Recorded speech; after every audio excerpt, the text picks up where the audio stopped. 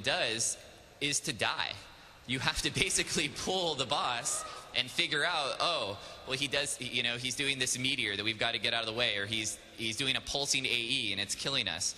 And there's no way to find that stuff out. So by having those abilities be available for you to see when you come up before you pull the boss, you really think it'll give a lot of players a lot more insight into what they're getting into. We're not going to tell you exactly how the boss works, by no means. We still want the gameplay to be there, but we definitely want you to have an idea of what you're getting into. So many people right now end up alt-tabbing out of WoW and going to a site, Wowhead or any of these sites, to try to get information. And that's great. We think that, you know, sites like that are awesome for the game. They really help. But we also would like people to be able to get some of that information inside of WoW and not have to actually go outside to do that. And so we really think this is going to be a huge feature for the game.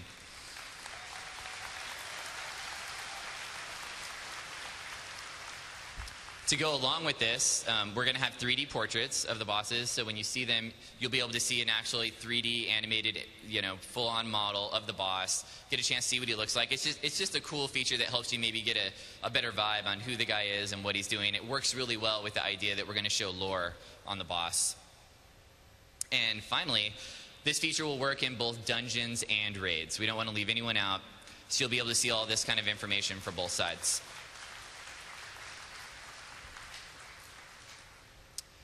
And to close out today, that's all the information we have for what we're planning on. Give you a little bit of a sneak peek of Cataclysm and stuff we're planning for the patches. But we wanted to leave you guys with a really awesome video we got from our DVD production team of what you can expect in the raids that are coming with shipping Cataclysm here in just a few weeks.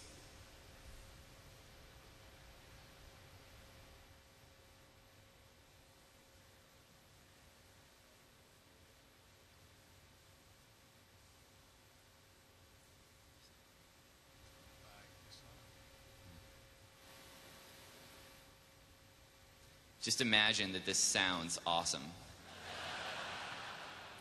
Yeah, so this is the first two bosses for Blackwing Descent. What you just saw there was the Omnitron Defense Council and Magmaw, the lava worm. Sweet elevator. Yeah. There's Maloriak.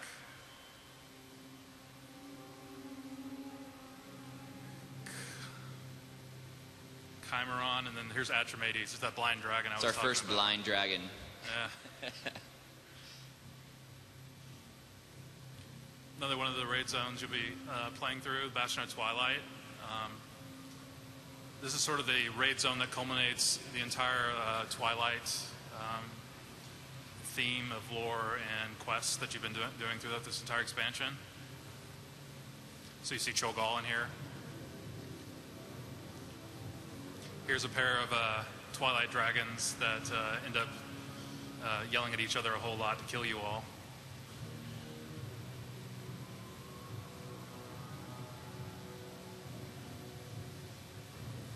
We have a bunch of elementals. We actually have Ascendant Council. There's one of them. You'll be fighting a Ascendant of each elemental type in the fight. Here's Cho'Gall. Just chilling on the throne. Hanging out with his beak. With a huge hammer.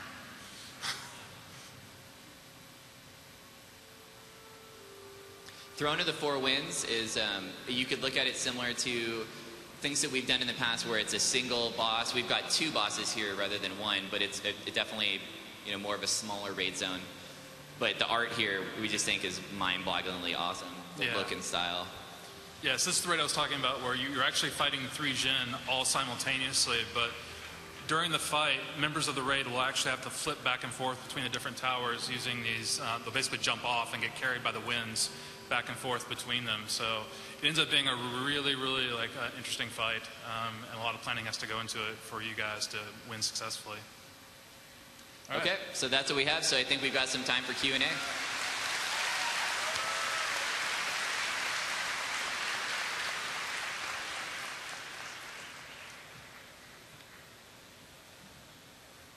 Hello. Thank you very much for all the work that you do. I have one question about LFG system looting. Is there any plans to make a more stringent looting system to prevent ninja looting or people just running through and grabbing stuff when lower geared players may need it? There's a couple things you're going to see in Cataclysm that have changed? Have you played in the beta at all? No? Yeah, you're definitely going to see some changes there from what we have in shipping WoW now. We're a little bit more stringent about which classes are able to roll on which items, specifically looking at, you know, can they wear this piece? Is it good for their spec? So you're going to see some advancements there. As far as ninja looting and those concepts, we're hoping that what you're going to see there is a way that, you know, by the way that you can roll individually only on that item, if that guy isn't able to wear it, hopefully he shouldn't be able to roll on it, which would keep him away from being able to take that item. It's definitely an area that we've known that we've had to work on, so it's something that we looked at for Cataclysm, so you'll definitely see improvements there.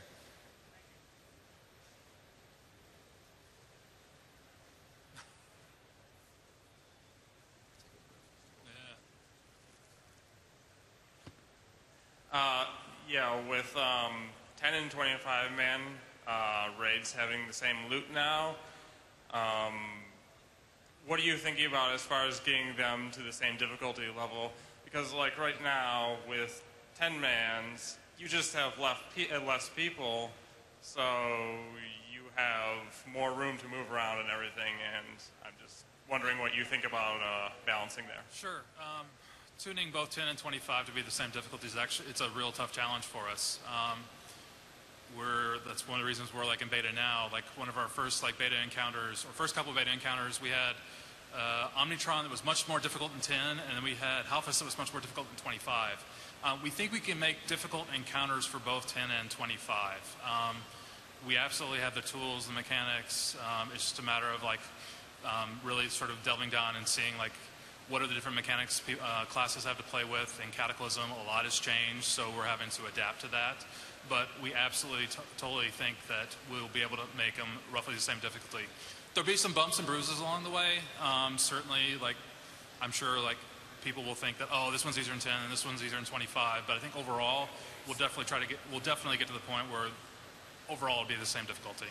I think the point we're trying to make is that we know that that's an extremely high priority, and so we're watching it very closely because we know that that's a key to making the flexible raid lock system work. So it's something we're going to be working extremely hard on to make sure that we get them as close as we can. Yeah.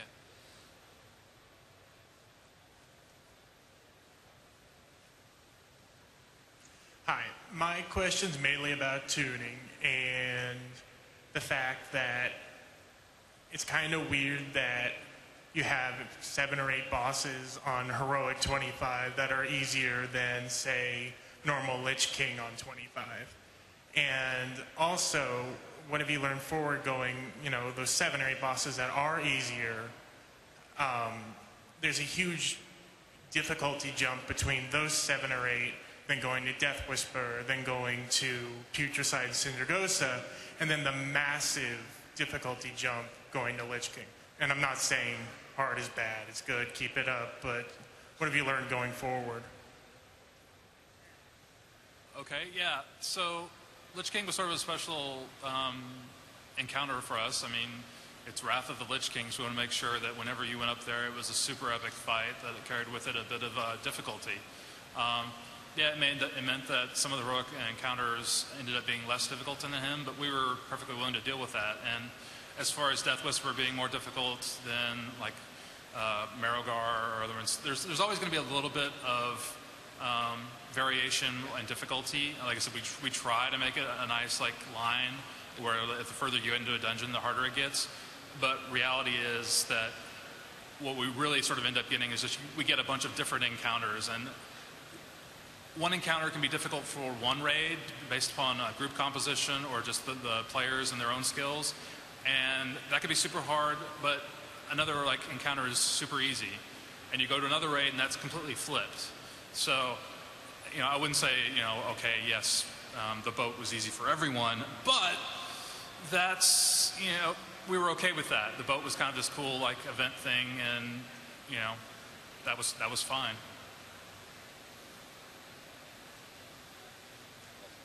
Yeah. With the flexible raid lockout, why isn't Pugs gonna stay? I mean, why wouldn't Pugs break apart easier?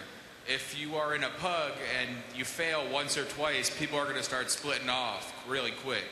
Is there anything that's gonna prevent that? I mean, with them being able to come into another group at any time? I think that's something that players are, I mean, we know that there's going to be some psychology there, but that's going to play out over time. Obviously, initially, that's going to be rough because not everyone's going to know the encounters.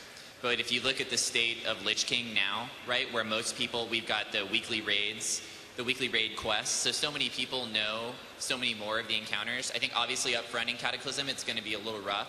But I think as time goes by and players learn more of the encounters, you're actually going to see a much better Pug experience than you're seeing now.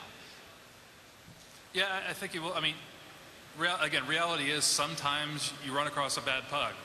Yeah. Happens to us all. But when it does, the nice thing about like the new system is that you're not hosed for the entire week, right? Now, sometimes you'll find really great Pugs, and you'll be like, "Oh, this is amazing! Just don't break up, don't break up, don't break up, don't break up, don't break up. We got to get this loot."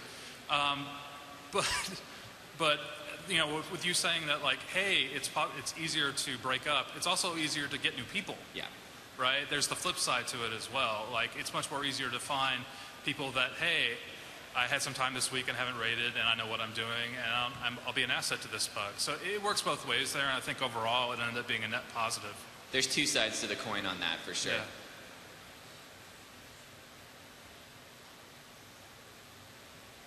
My question is about legendary weapons.